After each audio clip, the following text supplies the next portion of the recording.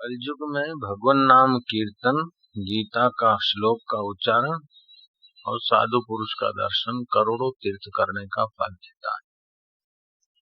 मेरे को आज बताया साधकों ने जो भीलवाड़ा से आए, वो बोल रहे थे कि भीलवाड़ा के लोग इतने गदगद हो गए कि जब सत्संग सुनते हैं और ऐसे संत मिलते हैं तो नया जनरेशन और पुराने लोग सब बोल रहे थे, नहीं तो हम तो भाई ये पान पराग शराब कबाब तू मैं खप रहे थे। जब कोई संत आते तो पता चलता है भक्ति का क्या कीमत है, मनुष्य जन्म का क्या कीमत है, हमारा समय सार्थक होता है।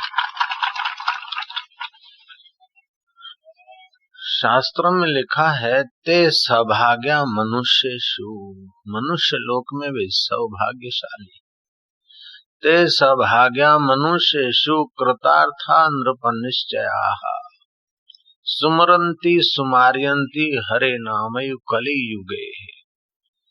वे सचमुच में सौभाग्यशाली हैं जो सुमरण करते हैं, करवाते हैं हरि नाम का कलयुग में। कलयुग केवल नाम आधारा, जपत नर उतरे सिंधु पारा। कलयुग में भगवान नाम का बड़ा भारी महिमा है। तो भगवान नाम जपने वाले भी चार प्रकार के लोग होते हैं। एक होते फोर्थ क्लास, राम राम राम राम राम राम राम राम नाम जपना, परायमाल अपना बड़े भगत होके आएंगे और फिर देखो तो कोई हिसाब किताब।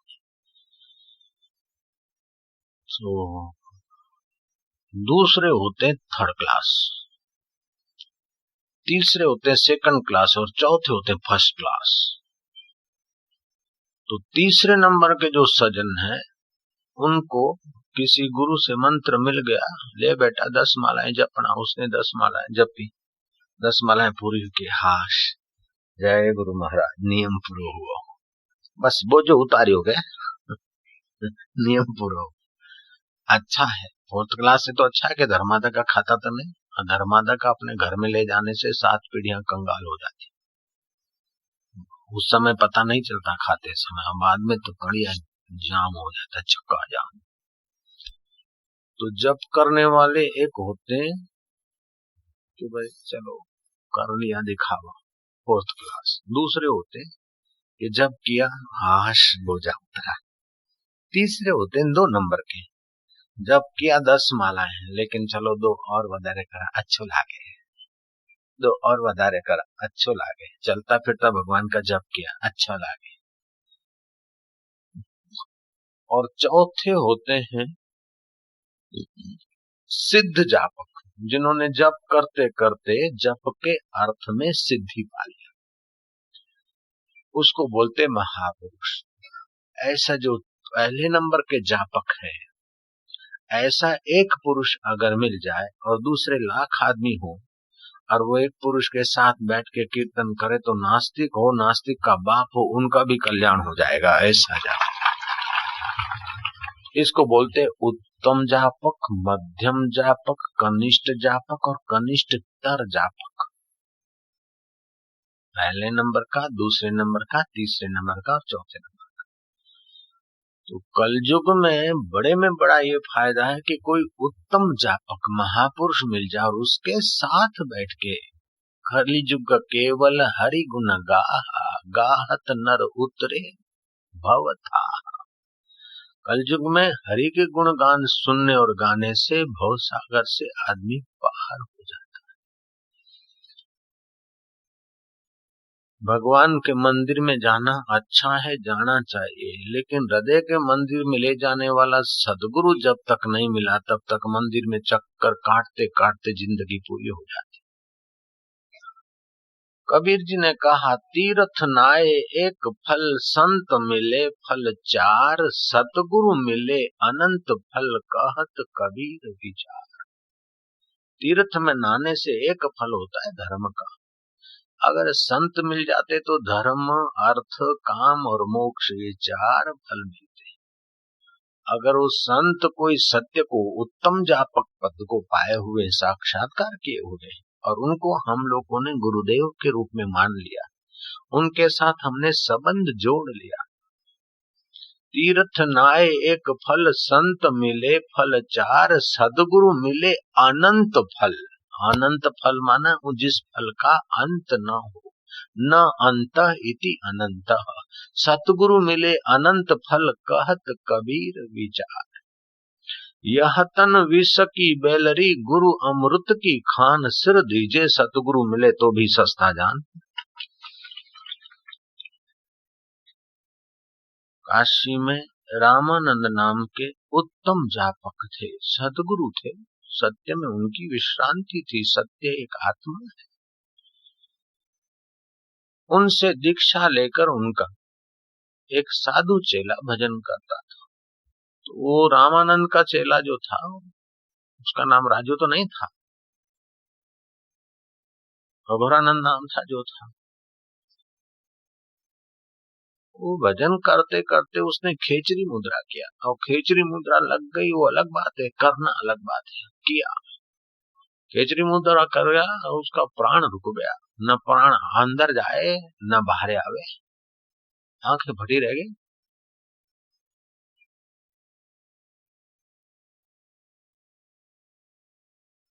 पल को पड़े कोई नहीं। ये क्या हो गया? गुरुजी का स्मरण किया मध्य रात्रि को। गुरु महाराज को पता चला कि मेरा चेला संकट की अवस्था में। रामानंद स्वामी उस समय यह हवाई जहाज रात को 2 बजे कहां से लाना, और चेले के गुफा में जाने तो हवाई जहाज थोड़े घुसेगा, वो तो उत्तम जापक योग बल से जाएगा कि गुरु। तो गुरु अपना योग बल से शिष्य को गए, बताया कि बेटा ये हट करके खेचरी मुद्रा नहीं किया जाता है, तुम गुरु में प्रीति करके गुरु को जो अनुभव है अपना अनुभव बना लो। ये आसान तरीका है। छोरा अपनी मेहनत मजूरी करके, चपरासी मजूरी करके राजा हो, उसमें कठिनाई है, लेकिन पिता की राजा की उंगली पकड़े, राजा को रिझा दे तो राजा राज तिलक कर देगा। ऐसे ही गुरु का कांटेक्ट रख के तो अपना गुरु भक्ति के बल से निष्कंटक योग को पाले। उपदेश देकर रामानंद स्वामी आकाश मार्ग से आ रहे थे तो आश्रम के नजदीक पहुंचे। इतने में देखा कि आकाश मार्ग में एक देदीप्यमान आभा मंडल, एक तेजस्वी कुछ दिख रहा है। नजीक आए तो देखा कि इंद्र देवता अपने देवगणों के साथ धरती से वापस लौट के जा रहे हैं स्वर्ग को। इंद्रदेव ने देखा रामानंद स्वामी, देवताओं ने रामानंद स्वामी को और इंद्र ने भी रामानंद स्वामी को प्रणाम किया, क्योंकि रामानंद स्वामी उत्तम जापक थे। देवता तो पुण्य का फल भोगते हैं स्वर्ग में, अपनी कमाई खर्च करते हैं, और संत तो अपनी कमाई भी करते हैं और दूसरों की कमाई करवा के भगवान तक पहुंचाते हैं। 3 प्रकार के देवता होते हैं। एक होते हैं आजानु देव, जब से सृष्टि हुई तभी से देवता बने और जब तक सृष्टि रहेगी तब तक वो देवलोक में रहेंगे। दूसरे होते हैं कर्मज देवता, यज्ञ याग व्रत उपवास करके दान पुण्य करके मरने के बाद देवलोक में गए, स्वर्ग में गए, अच्छे काम करने के प्रभाव से, उनको बोलते कर्मज देवता। तीसरे होते हैं धरती के देवता, अपने तन से, अपने मन से, अपने धन से आप तो भजन करते, दूसरों को भजन कराने की वस्तु बनाते, आश्रम बनाए, मंदिर बनाए, सेवा करते, दान का पैसा लोहे का चना समझते, भूल में 5 रुपया अपना लग जाए तो लग जाए, लेकिन धर्मादा का 5 रुपया अपने गजबे में नहीं आए। ऐसे जो लोग हैं वो धरती पर के देवता है। जयराम जी की उनको बोलते धरती के देवता। स्वर्ग का देवता तो पुण्य खत्म करके अपना मजा ले रहा है, लेकिन धरती का देवता तो पाप खत्म करके अपने को परमात्मा और गुरु का प्यारा बना रहा है। तो रामानंद स्वामी ऐसे थे, तो रामानंद स्वामी को देवताओं ने प्रणाम किया। रामानंद स्वामी ने कहा कि देवलोक अपना इस भूमंडल पे कैसे आए काशी में। इंद्र ने कहा कि धरती पर पाप बढ़ गया, स्वार्थ बढ़ गया, कूड़ कपट धोखा बढ़ गया। लोग बड़े दुखी। दुख भगवान ने नहीं बनाया, दुख कुदरत ने नहीं बनाया, दुख बनाया लोगों के कर्मों ने। इसलिए जब तक लोगों को भक्ति नहीं मिलेगी तब तक उनके कर्म नहीं कटेंगे। और भक्ति कराने वाला कोई महापुरुष का आत्मा अवतार लेना चाहता है, लेकिन कोई अच्छा घर नहीं दिखाई दे रहा है। पहलाज का आत्मा अवतार लेना चाहता है, पहलाज को हम भेजना चाहते हैं, लेकिन ये रामानंद स्वामी हम बड़े दुखी हुए कि पहलाज को अवतार लेने की कोई जगह नहीं मिल रही। आज जिसको जोशी मठ बोलते, उसको उस जमाने में ज्योतिर्मठ बोलते थे। ज्योतिर्मठ में जो साधु थे, वहां के महंत स्वामी अघोरानंद, वो बड़े तपस्वी थे, बड़ा सोहम की उपासना करते थे। श्वास भीतर जाए सोम बाहर आए हो। अपने श्वासोश्वास को प्रभात में पद्मासन में बैठ के श्वासोश्वास को देखें। कभी मन में उथल पाथल है तो फिर श्वासोश्वास में मन ले आवे। ऐसे सतर्क वे महापुरुष थे कि उनका आधा घंटा भी फालतू नहीं जाता था। वो सोहम की साधना को इतना परिपक्व कर चुके थे कि बस साक्षात्कार के निकट पहुंच गए थे। अब ब्रह्मचर्य व्रत, कम बोलते थे, संयम से भोजन लेते थे, और रबड़ी खा के अथवा अपना भंडारे खा के खड़िया पलटन नहीं होते थे। आजकल तो चलो उस बाबा जी बन गए, खा ले रबड़ी, खा ले भंडारा, तो भंडारा ही भंडारा हो जाता है। जैसा अन्न ऐसा मन। सात्विक अन्न होगा तो सात्विक मन रहेगा, भजन में मन लगेगा। भंडारे का अन्न खाएगा तो भजन क्या करेगा? पेट पे हाथ घुमाते चोबे जैसा बना रहेगा, और क्या करेगा? तो बड़े संयम से खाते पीते थे, और साधना भी बड़ी तगड़ी थी। अप्सरा चित्रांगना ने देखा कि ऐसी पुरुष के ओजस से पहलाज को अवतार अच्छा मिलेगा। रात को, प्रभात को 2-2:30 बजे जब समय होगा, तो चित्रांगना ने अपनी अप्सरा विद्या से ज्योतिर्मठ के तेजस्वी साधक को सपने में अपना रूप दिखाया, सपना दिया। सपना देके उनकी नींद तोड़ दिया। नींद तोड़कर वो सामने खड़ी हो गई। वो अप्सरा का ऐसा रूप, ऐसा लावण्य, ऐसे नखरे और ऐसा कुछ कि वो महापुरुष अपने को संभाल नहीं पाए, और वे पति पत्नी के व्यवहार में उतरे। और वो अप्सरा उनके साथ रही, गोप कन्या का रूप लेकर। समय पाकर उनको बालक हुआ, और बालक बड़ा तेजस्वी, बड़ा दीप्यमान, बड़ा तेजस्वी बालक। अप्सरा ने बालक को जन्म दिया। बालक गोद में रखकर बोलते, अब मैं जा रही हूं, मोरो काम पूरा हो गयो। अरे ठगनी, है तो मेरा भजन ठग लिया तूने। अघोरानंद ने होश संभाला कि मेरे से बड़ा धोखा हो गया, ये माया का धोखा है। कहा तो मैं सोहम की साधना करके आत्मा ब्रह्म है, व्यापक आनंद स्वरूप ईश्वर, और मेरा आत्मा एक हो रहा था। कहा तो सारे संसार को ढांपा हुआ चिदानंद स्वरूप अपना, जिसमें ब्रह्मा विष्णु महेश समाहित होते हैं, उस चैतन्य का मैं अनुभव कर रहा था। जो ब्रह्मा का अनुभव, जो विष्णु का अनुभव, जो शिव जी का अनुभव, वो मेरा अनुभव हो रहा था। मैं तो भगवान के अनुभव की बराबरी करने की ऊंचाई पर आकर फिर इस कीचड़ में गिर गया। रहे एक क्या, जैसे कोई चक्रवर्ती सम्राट का एकाएक किसी गलती से राज्य छूट जाए, और फिर शराब बराब पी ले, और फिर कहीं नाली में गिरे और नशा उतर जाए, तो सावधान हो जाएगा क्या? वो सावधान हो गए। लड़के को लेकर काशी आए। ये लड़के को किसी के अर्पण कर दूं, और मैं अब काशी में सदा के लिए शरीर छोड़ दूं। ये मेरा इतना भजनानंदी शरीर, और उससे इतना ये गलती हो गया, अब ये शरीर को रख के काहे करूंगा। ऐसे सोचते सोचते वो पहुंच गए स्वामी रामानंद के आश्रम में। और रामानंद सब बात जानते थे।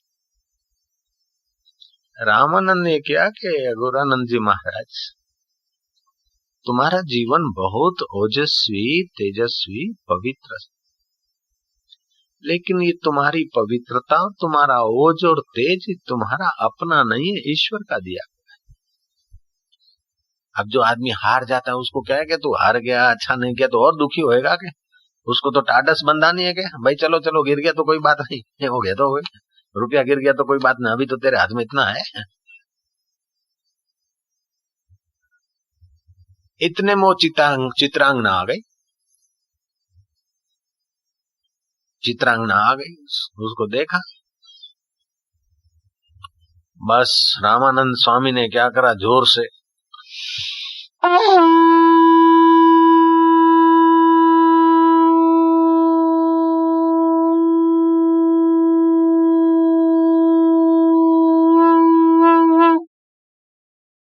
अपनी कृपा शंख के द्वारा।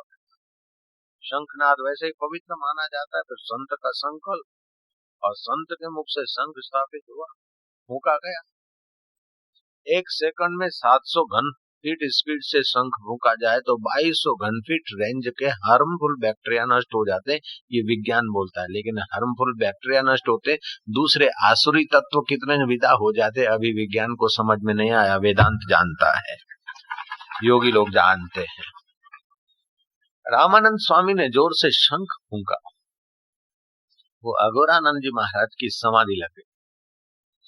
जो ब्रह्म में पहुंचने की थोड़ी कमी थी क्या, वो संत की दृष्टि पड़ी, और संत तो उत्तम जापक थे। उत्तम एक महापुरुष उत्तम जापक हो तो उसके साथ लाख आदमी बैठे, उसकी नजर पड़े संत की और वाणी सुने, वो लाख आदमी को लाभ उतना ही होगा, अच्छे से को तो लाभ होगा, लेकिन जो नास्तिक है उसको भी दृष्टि का और भगवान के नाम का, संत के मुख से निकले हुए भगवान के नाम का लाभ होगा, तो शंख की ध्वनि का भी तो लाभ हुआ क्या? अघोरानंद महाराज तो वैसे ही ऊंचे थे, वो समाधिस्थ हो गए। समाधिस्थ हो गए और उनको आत्मा परमात्मा का साक्षात्कार हो गया। जैसे घड़ा फूटे तो महाकाश में मिल जाए, ऐसे जीवात्मा ब्रह्मात्मा में व्यापक चैतन्य में मिल गई और शरीर छोड़ दिया। शरीर छोड़ दिया तो रामानंद स्वामी ने अपने शिष्यों को कहा कि इनकी 10 नामी उचित अंत्येष्टि करो, खूब विधि विधान से, जैसे साधु की आखिरी विधि होती है ऐसे कर। विधि किया। अब वो चित्रांगना बोलती है कि ये छोरा के काई करूं मैं, कि तारो जायो तू संभाल, हमारे देन काटे भागी रहती तू, तारो जायो तू संभाल के। देवांगना उस तेजस्वी बालक को लेकर काशी के एक शांत सन्नाटे सरोवर में, जहाँ कमल के पत्ते बिछे थे और कमल के फूल कहीं खिले थे, वो अपने अप्सराई विद्या के बल से बालक को कमल के पत्ते पर रख दिया। बड़े बड़े जो पत्तल जैसे पत्ते होते हैं क्या,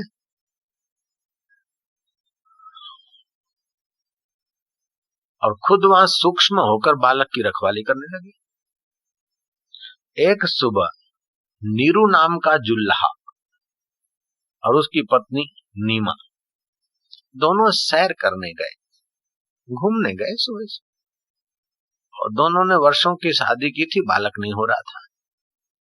और सरोवर के पानी के बीच और एक पत्ते पर बालक सोया है, ये देखकर उनको बड़ा आश्चर्य हुआ। नीरू देखता है, देख खुदा ने क्या रहमत कर दी। नीमा कहती है कि एक अजगैबी रहमत है, खुदा ने हमारे लिए इस बालक को यहाँ प्रकट किया। किसी इंसान का जाया हुआ नहीं, अगर इंसान का जाया होता तो यहाँ पत्ते पर तो नहीं होता। अगर किसी विधवा बाई ने बालक को जन्म देकर अपने को उसको छोड़ा होता तो सड़क पे छोड़ के भागती, बीज पत्तों पे नहीं रख सकती थी।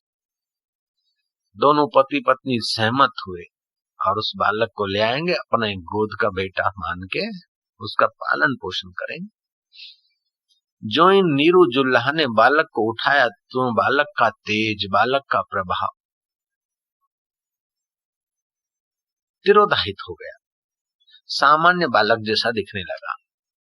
वो जो तेजस्विता थी तो उसके छूने से, नीरू के छूने से बाधित हो गई। फिर भी बालक तो था, तो वैसे दिव्य आत्मा तो था ही, ले आए घर।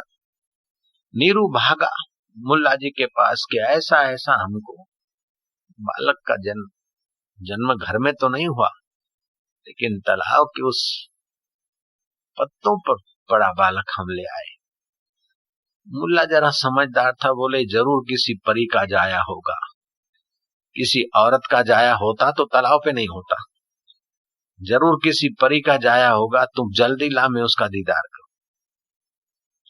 उस बालक के दीदार करते ही मुल्ला के दिल में चार चांद चमके, बड़ा उसको आनंद आने लगा, क्योंकि प्रहलाद का आत्मा अगले जन्म का उत्तम जापक था।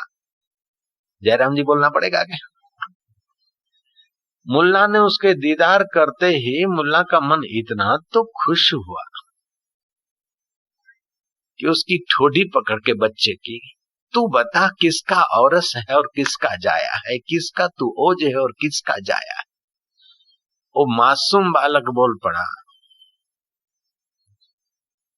कि स्वामी अघोरानंद का तो औरस हूं और अप्सरा का जाया हूं।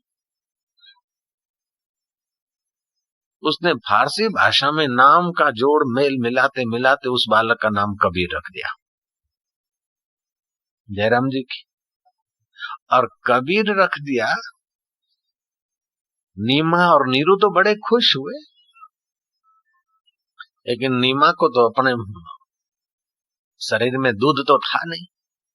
एक ब्राह्मणी का छोरी मर गई थी, महीना हुआ था। ब्राह्मणी ने कहा मैं इसको दूध पिलाऊं। नीरू गरीब था, एक बनिया को वहां गाय भी आई, उसने बोला तुम्हारे यहाँ बालक भगवान ने दे दिया है, तो गाय को बछड़ा भी भगवान ने दे दिया, अब गाय मैं तुम्हारे घर बांध जाता हूँ। तो उस बालक के लिए गाय का दूध लिया, दूध पिए नहीं। वो ब्राह्मणी अपने छाती का दूध पिलावे, बालक दूध पिए नहीं। नीरू जुल्ला घबराया कि बालक जब खाएगा पिएगा नहीं तो फिर कैसे जिएगा। वो फिर गया रामानंद स्वामी के पास। सुना था रामानंद महापुरुष हैं, सिद्ध पुरुष हैं। रामानंद स्वामी ने एक बूटी दे दी। बूटी की जड़ का टुकड़ा होता है ना, डांडी जैसा, बोले लो ये दे देना, वो अपने आप ले लेगा। तो जो बूटी की जड़ दे दी वो बालक चूसने लग गया। तब से उस बूटी का नाम कबीर बूटी पड़ गया, भूख लगाने वाली। अब तो महाराज क्या हुआ कि वो ब्राह्मणी का भी दूध पीने लगा, गाय का भी दूध पीने लगा। ऐसे करते करते कुछ बड़ा हुआ छोकरा। रामानंद स्वामी जानते थे कि छोकरे के रूप में कौन है उत्तम आत्मा। रहीदास को और कबीर को बुलाया। जब वो बालक छोटे थे, किशोर अवस्था में होंगे, 8-10 साल के होंगे, बुलाया, अपनी एक थोड़ी नजर डाली और राम राम राम राम। वही बालक आगे चल के दोनों महान संत हुए। रहीदास ने मीरा को दीक्षा दी और मीरा ने पूरा मेवाड़ झुमा दिया गया। अकबर जैसे को भी मीरा ने झुमा दिया, और कबीर ने भी हजारों लाखों लोगों को झुमाया। और अभी भी कबीर की वाणी हम लोग सुनते, मानते, जानते। तो जो उत्तम जापक होता है उसका बड़ा प्रभाव होता है। उत्तम जापक महापुरुष के बीच वो एक है महापुरुष, चाहे वो श्रोताओं के बीच भी हो सकता है, लेकिन एक उत्तम जापक उसके साथ बैठ के हरि कथा सुने और हरि कथा का भगवान नाम ले, तो लाख आदमी हो तो लाख आदमी का मन उस समय तो भक्ति भाव से और सात्विकता से रंग जाएगा। इसलिए बोलते सत्संगी बड़ी भारी महिमा है। येषां त्वन्तगतं पापं, येषां त्वन्तगतं पापं, येषां त्वन्तगतं पापं, येषां त्वन्तगतं पापं, पापम् जनानां पुण्यकर्मणाम् ते द्वन्द्वमोह निर्मुक्ता भजन्ते माम दृढव्रताः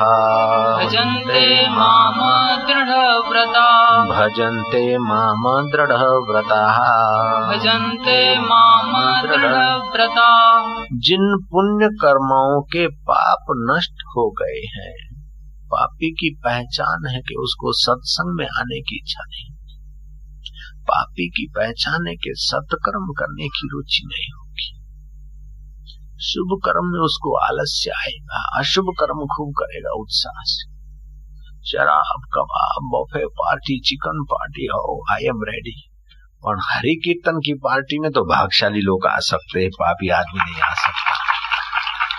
तुलसीदास जी कहते हैं, तुलसी पूर्व के पाप से हरि चर्चा न सुहाए, जैसे ज्वर के जोर से भूख विदा हो जाए। ज्वर मना बुखार, जोरदार बुखार है, माँ ने बढ़िया व्यंजन बना के दिए, थाली सामने, उन्हें भावे कोई नहीं, आज दिन तक तो चाहते तो ना दियो, भावे कोई नहीं, बुखार है।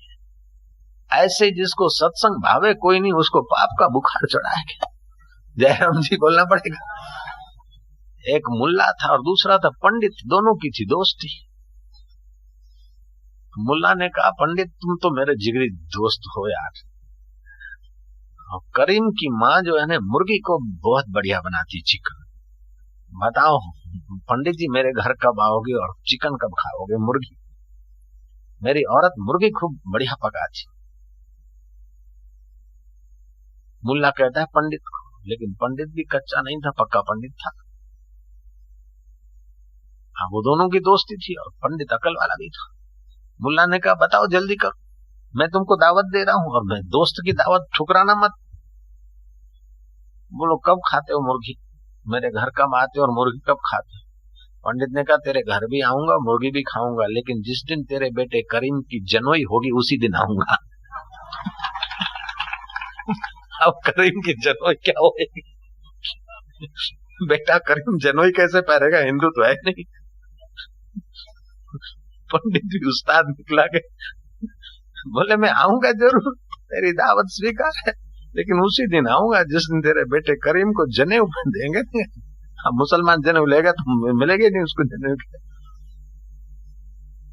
तो कभी कभी पुण्य कर्मा लोग जो हैं, वो जैसे चकोर को चांद के बिना अथवा पपीहा को बिहू के बिना, मछली को जल के बिना अच्छा नहीं लगता, ऐसे पुण्य कर्मा लोगों को सत्संग के बिना अच्छा नहीं लगता, और पापी आदमी के को बुरा काम के बिना अच्छा नहीं लगता। योग वशिष्ठ महारामायण में भगवान राम के गुरु जी कहते हैं कि राम जी मैं जब बाजार से निकलता हूं तो मेरे लिए लोग क्या क्या अफवाह उड़ाते मेरे को सब पता है।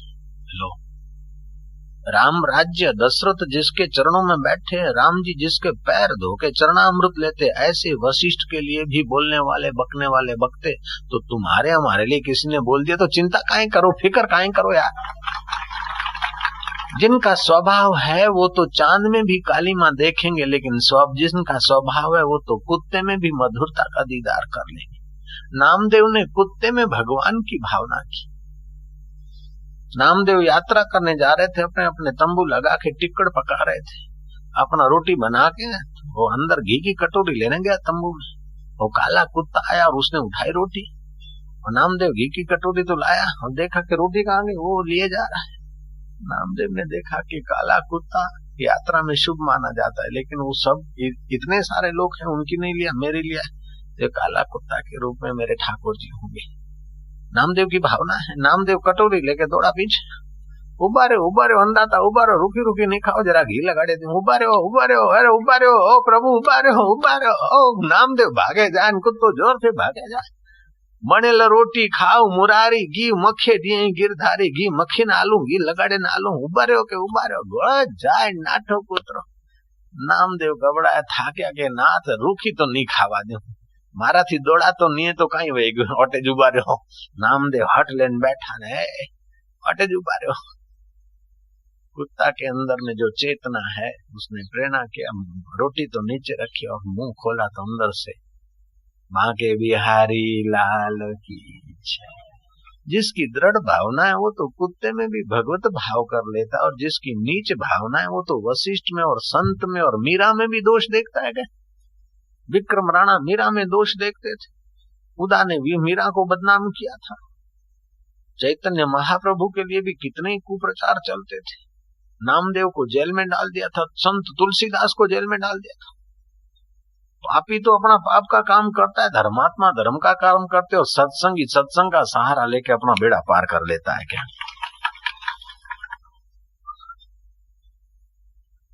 एक दिन नामदेव जा रहे थे, अंधेरी रात थी, और एकाएक बड़ा लंबा चौड़ा भूत दिखाई दिया। नामदेव के मन में तो सब भगवान है तो भूत काहे देखे। नामदेव के भले पधारो लंबकनाथ, भले पधारो लंबकनाथ। धरती पे चरण आकाश लो माथ, योजन भर के लंबे हाथ, भले पधारो लंबकनाथ, भले पधारो लंबकनाथ। दास नामदेव की विनती स्वीकारो, अब को करियो बेड़ो पार, भले पधारो लंबकनाथ, भले पधारो लंबकनाथ। और लंबकनाथ में भी नामदेव की भगवत बुद्धि हुई। भगवान ने देखा कि तो भूतड़े में मेरे को देख रहा है, अब तो मेरे को वहां प्रकट होना पड़ेगा, और वहां प्रकट हो गए तो भूतड़े की भी सदगति हुई और नामदेव को भगवान का दीदार हो गया यार।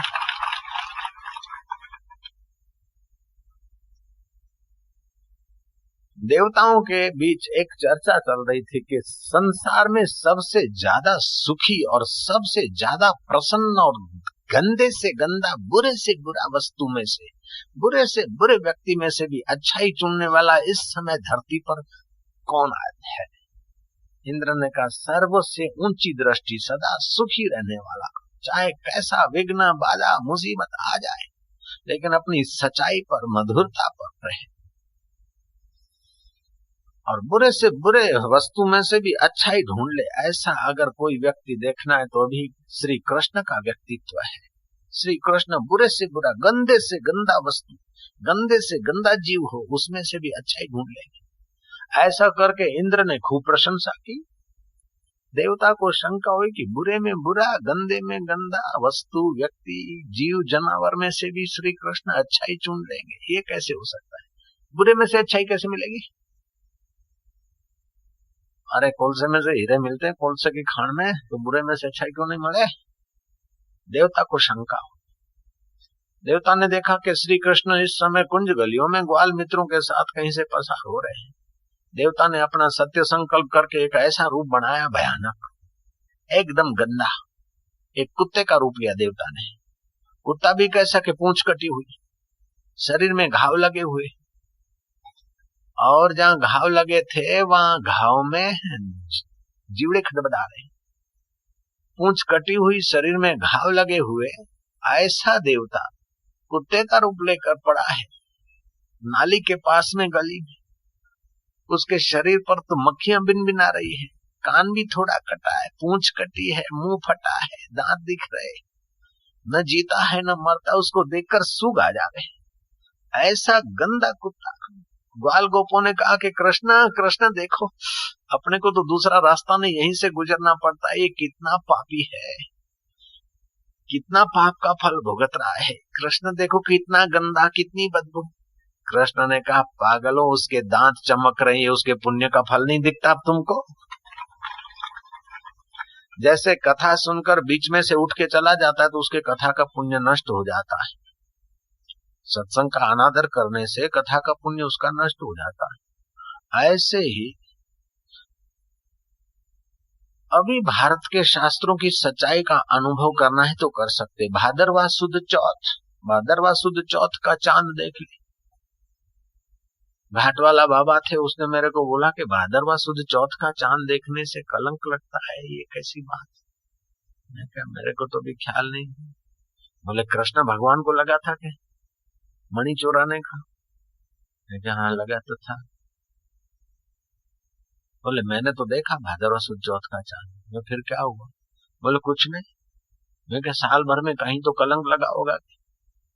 क्यों लोग वो ऐसे हरिद्वार की दीवारों पे लिखते थे मेरे नाम का गंदा गंदा, मेरे को तो कुछ नहीं। हुई तो कलंक है क्या? लेकिन जहां ज्ञानी उत्तम जापक अपने को सोहम स्वरूप में जानता है, उस महापुरुष को तो कुछ नहीं होता। बाकी व्यवहार में तो निंदा स्तुति अफवाह तो महापुरुष के भी होते हैं, तो तुम्हारे या इसके उसके हो गए तो क्या बात। बुरे में बुरी व्यक्ति, बुरे में बुरी वस्तु, बुरे में बुरी परिस्थिति में भी अच्छाई ढूंढने वाला आदमी बहुत सुखी रहता है। तो श्री कृष्ण कहते ये शाम त्वंत गतम पापम जनानाम पुण्य कर्मणाम ते द्वंद मोह निर्मुक्ता। ये भजन करें कि न करें, ये भगवान बढ़ा के वो भगवान बढ़ा, ये गुरु बढ़ा के वो गुरु बढ़ा के, ये दिन बढ़ा के वो दिन बढ़ा। अरे भजन जिस दिन भी करते वो सब दिन बढ़े। और गुरु जो भगवान का ज्ञान ध्यान और भगवान से मिलाने वाले सच्चे गुरु हैं, तो उनका एक एक शब्द भलाई के लिए है, बढ़ाई है। द्वंद नहीं रखना चाहिए कि काई करूं, संसार भी चलाना है, भजन भी करना है, काई करूं, चलो भजन फूटे करूंगा अभी तो ए माला धरी के आमत नहीं। एक आदमी साधु बन गया, जुआन लड़का था, लेकिन हृदय का द्वंद नहीं गया। भजन करना ऐसा द्वंद नहीं गया। भजन करूं कि संसार में रहूं, संसार में रहूं कि भजन करूं। हो गया बाबा जी। गिरनार की तलेटी में एक आश्रम था, बाबा जी का चेला हो गया और जरा होशियार था। बाबा जी ने देखा कि मैं बूढ़ा हो रहा हूं, इसी को मैं चादर उड़ा दूंगा। तो महात्मा देख रहे मेरे तरफ, तू भी तैयार हो जा, और चादर इसको उड़ा दूंगा, आश्रम का इसी को महंत बना दूंगा। बोले वो धीरे धीरे महात्मा की बात किसी ने जाकर उस लड़के को कहा। वो लड़का ऐसे ही था, जरा ऐसे ही साधु बन गया था। वो अब माला घुमाने लगा कि हे भगवान, ये हमारा डोकरा गुरुजी कब मरे कि मेरे को गादी मिले, कब मरे कि गादी मिले। ये लोग तो बेचारा ऐसा कभी नहीं सोचते। तो बोले बापू कब आवे कथा मिले गए। ए पट्टे तो ये सोचते कि ये लोग बाबा कब आवे कथा मिले। और वो सोचता था कि वो बाबा डोकरा कब मरे के गादी मिले, कब मरे के गादी मिले। तो भजन की जगह पे तो बैठा है, साधु तो बना है, लेकिन अभी द्वंद गया नहीं। जयराम जी की गुरुजी को पता चल गया कि ये कम वक्त चाहता है कि गुरुजी मरे और गादी मले।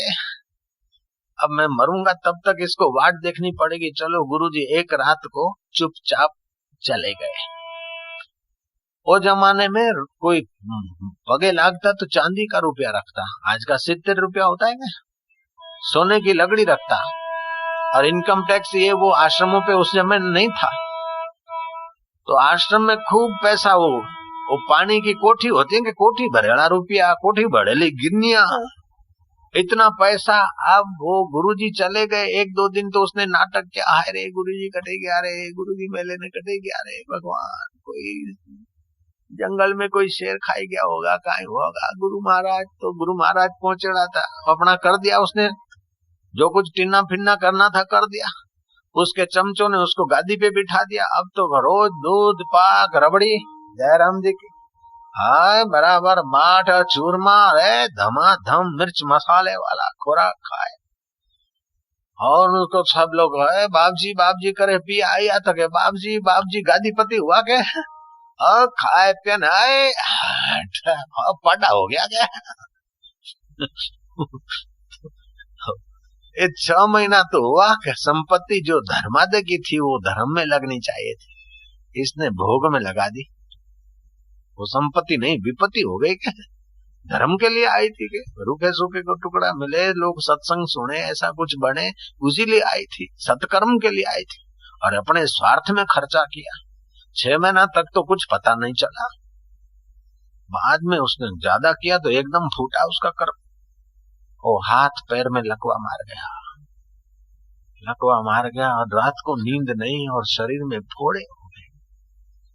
अरे गुरुजी मैं तो बहुत दुखिया रहा हूँ, ऐसा कभी। एक दिन रोया रात को सपने में आया गुरुजी आंखें दिखा रहे। अब गुरु नाराज है तो समझ लो कि अपना कोई रूठा हुआ कर्म है, अपना कर्म अपने को दुख देने वाला है, इसीलिए गुरु नाराज। गुरु नहीं चाहते कि इस बेचारे को दुख मिले, इसीलिए डांटते गुरु। तो सपने में गुरु डांट रहे हैं तो माँ बाप डांटे तो अच्छा, लेकिन जमदूत डांटे तो बुरा है क्या। दुर्जन की करुणा बुरी, भलो साईं को त्रास, जब सूरज गर्मी करे तब बरसन की आस। माता पिता और गुरु डांटे तो समझो अपनी गलती निकाल रहे हैं, अपना पाप निकाल रहे हैं। अपने को अपनी गलती महसूस करके सच्चाई पे आ जाना चाहिए। इसको सपने में गुरुजी दिख रहे हैं और डांट रहे हैं, ऐसा दिख रहे हैं। सुबह उठा, अपने चमचों को बोला कि कुछ भी होए कर्म का फल तो मिलता है।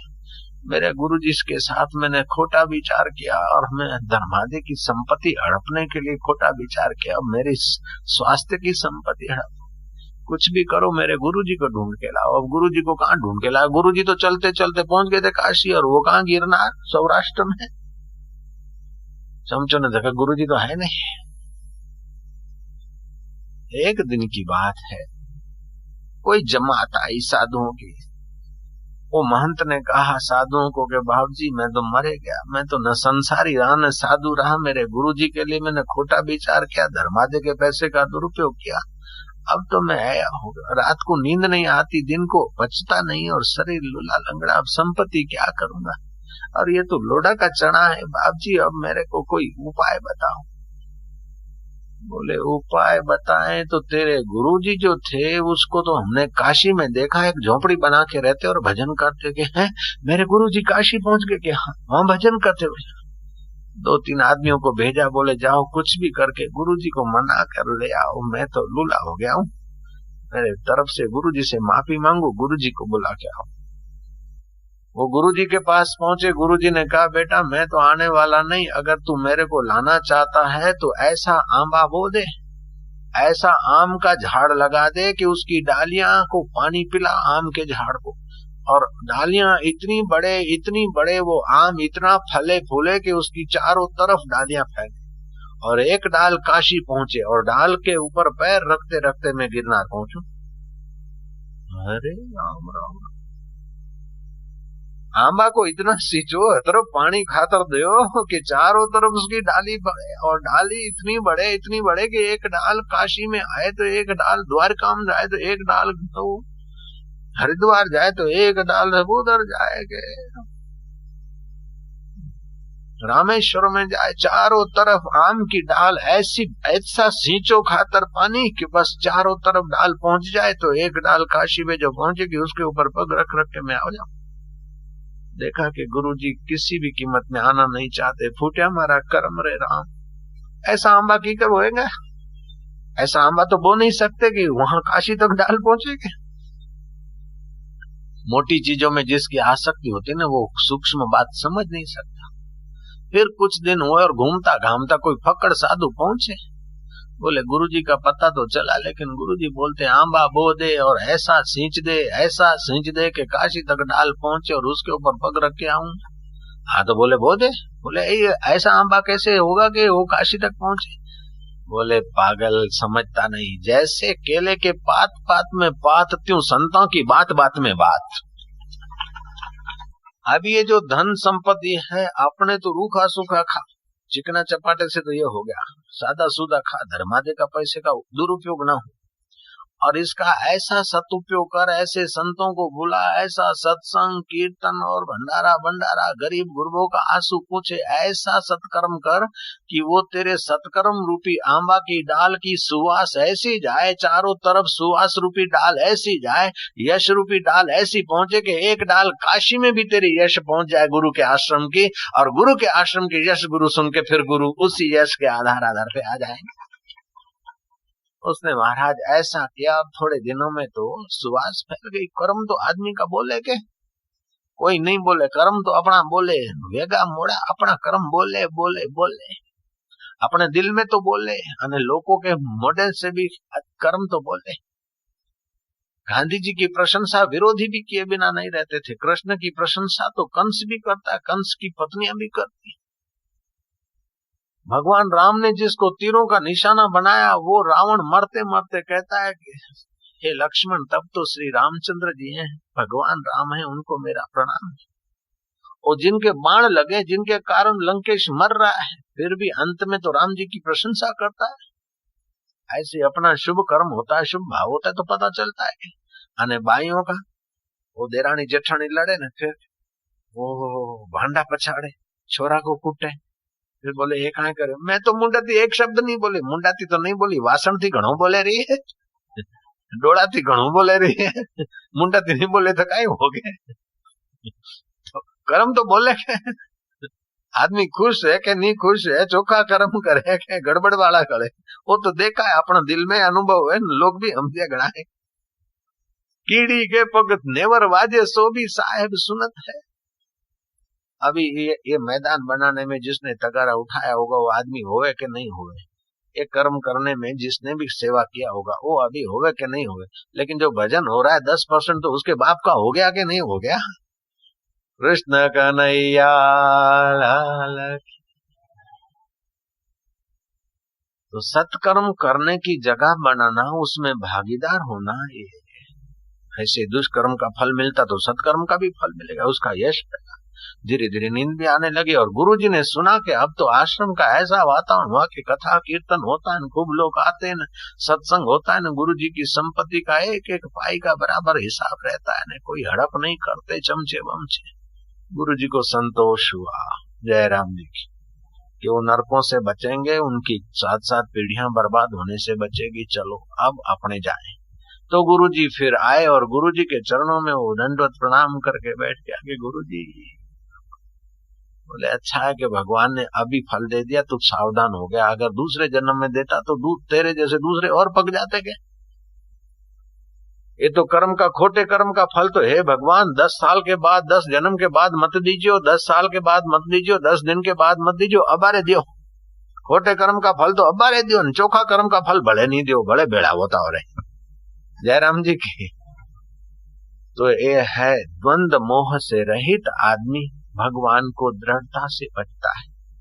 सुशीला कहती है सुदामा को कि अपने घर में खाने को नहीं, तुम भगवान का भजन कर रहे हो, रात को खाने को नहीं, दिन को ओढ़ने को नहीं, मैं एक साड़ी पहनती हूँ, वो बाथरूम में स्नान करके आती हूँ, साड़ी बदलने के लिए एक चित्रा नहीं, वही साड़ी मेरे अंग पे है और वही साड़ी पहन के रसोड़े में जाती हूँ, वही साड़ी पहनकर मैं सोती हूँ, वही साड़ी पहनकर पूजा करती हूँ, वही साड़ी पहनकर स्नान करती हूँ, एक साड़ी है वो भी चित्रा हो गई।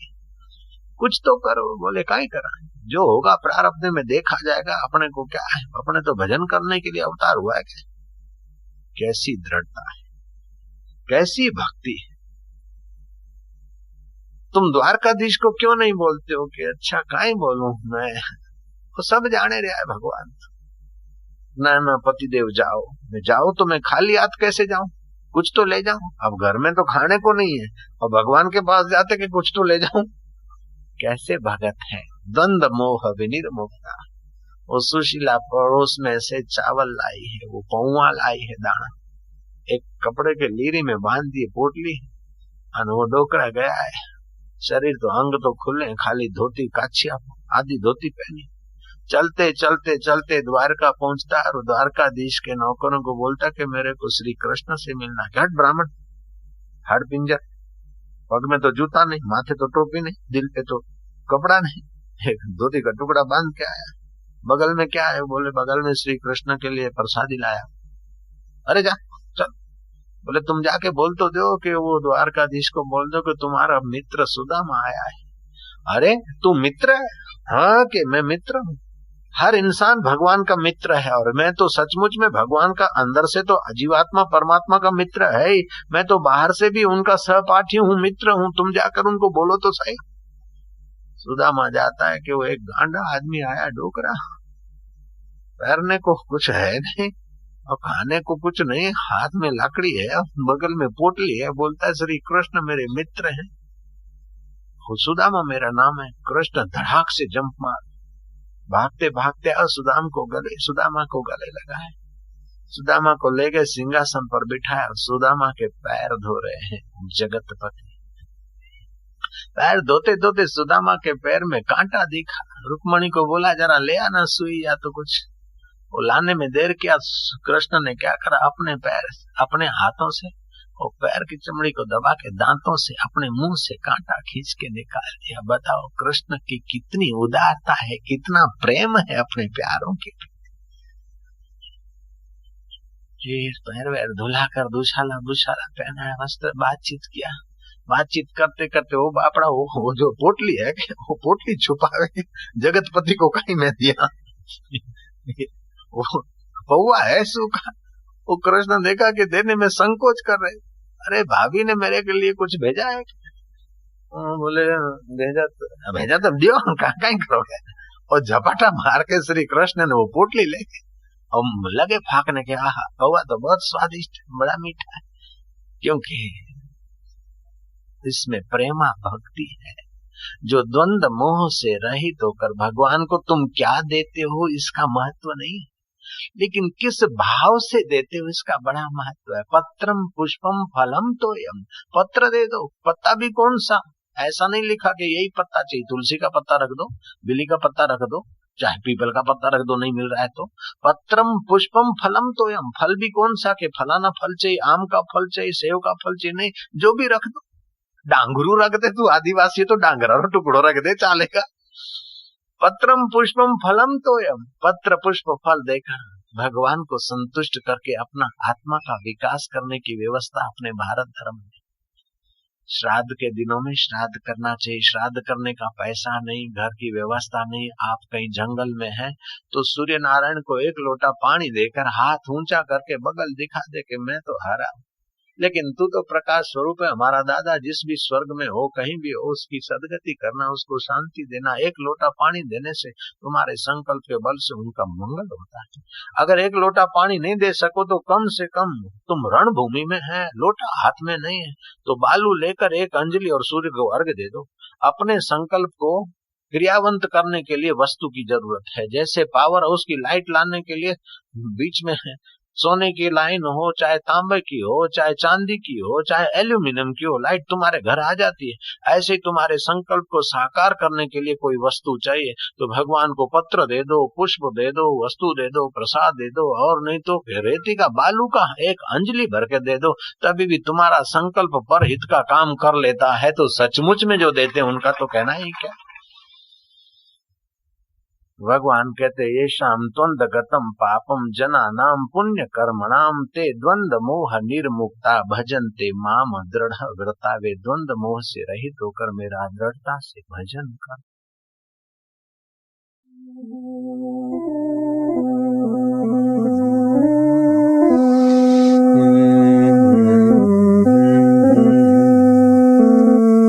मधुर मधुर नाम पावन पावन नाम,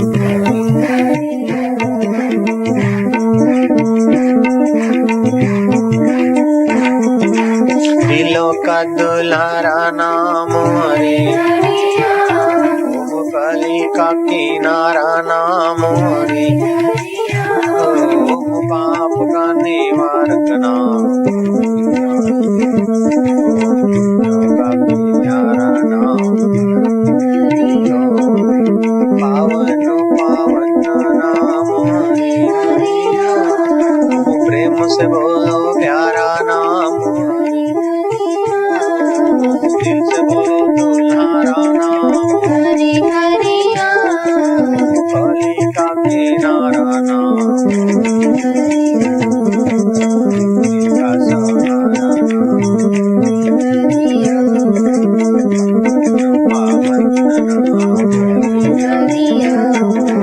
मधुर मधुर नाम, मधुर मधुर नाम, मधुर मधुर नाम, संतों भाया वही नाम, सबने गाया प्यारा नाम, दिलों का दुल्हारा नाम, पावन पावन नाम, साधक का सहारा नाम, संतों का प्यारा नाम, भक्तों का सहारा नाम, पावन पावन नाम, मधुर मधुर नाम, पुण्यों का प्यारा नाम, हरि हरि ओम, हरि हरि ओम, हरि हरि ओम, शिव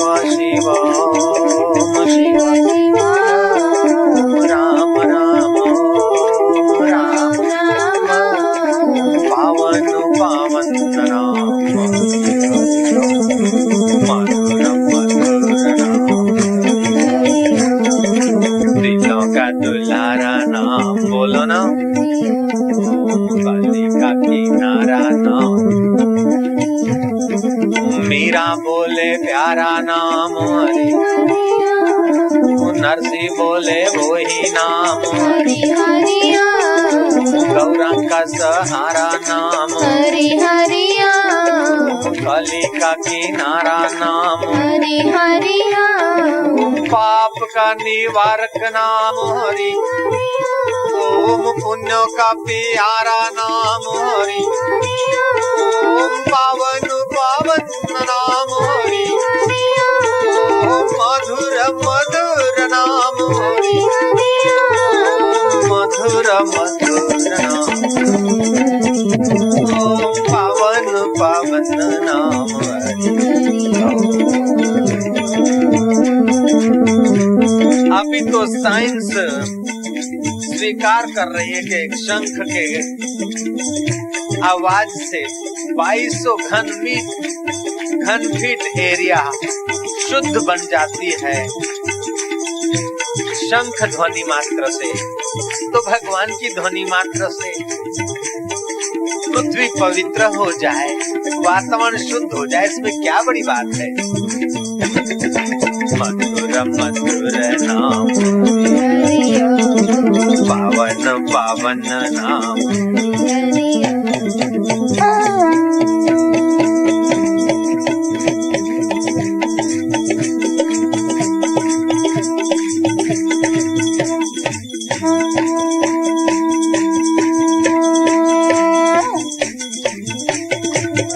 नाम हरि हरिया पावन पावन हरि हरिया दिलों का दुल्हारा नाम हरि हरिया मीरा का प्यारा नाम हरि हरिया गौरंग बोले वही नाम हरि हरिया ओम नरसी बोले प्यारा नाम हरि हरिया ओम भक्तों का सहारा नाम हरि हरिया ओम पाप का निवारक नाम हरि हरिया ओम पुण्यों का प्यारा नाम ओम कली का किनारा नाम ओम पावन पावन नाम ओम मधुर मधुर नाम ओम मीरा का सहारा नाम पावन पावन नाम मधुर मधुर नाम। तुम्हारी रग रग पावन हो रही है, तुम्हारा दिल मधुर हो रहा है।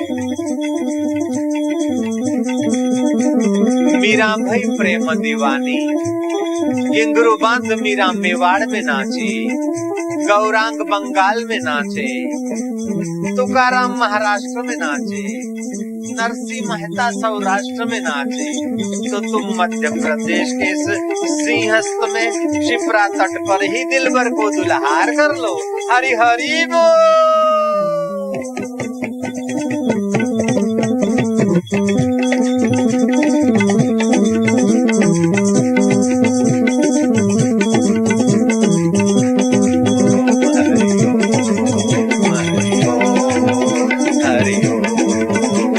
खूब आनंद, मंगल समाचार, शुभ घड़ियां।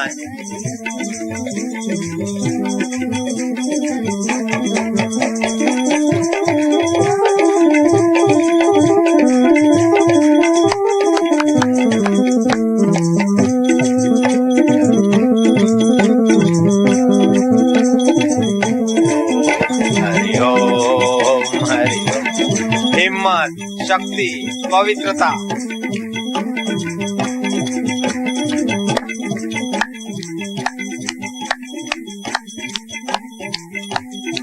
पट ओम हरि ओम हरि ओम। आत्मबल, आध्यात्मिक बल, पावर हरि ओम हरि ओम हरि ओम हरि ओम हरि ओम हरि ओम हरि ओम। तुम्हारी रग रग में, तुम्हारे रक्त के कण कण में प्रभु नाम का संचार हो जाने दो, ताकि विषय विकारों पर विजय पाने की शक्ति तुम्हारी विकसित हो जाए। ओम हरि ओम हरि ओम हरि ओम हरि ओम। धन्य है मेवाड़ की धरती, जहाँ मीरा के साथ उनके भक्त नाचे होंगे, और अकबर भी वहाँ मीरा की महफिल में पहुंचा था। धन्य है बंगाल की धरती, जहाँ गौरांग के साथ उनके भक्त झूमे होंगे। धन्य है महाराष्ट्र की वो धरती, जहाँ तुकाराम के साथ उनके भक्त झूमे होंगे। और धन्य है सौराष्ट्र की धरती, जहाँ नरसी के साथ उनके प्यारे गुनगुनाए होंगे। ओम हरि ओम हरि ओम हरि हरि हरि